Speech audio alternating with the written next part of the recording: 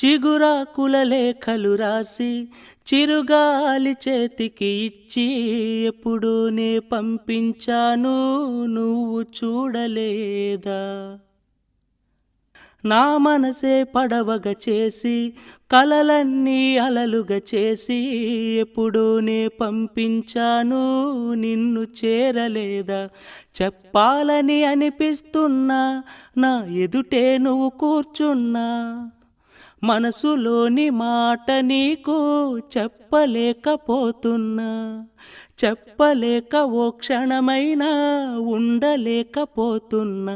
ఎలా చెప్పనమ్మ నాలోని ప్రేమని, ఎలా చూపనమ్మ నా ప్రేమ నువ్వని?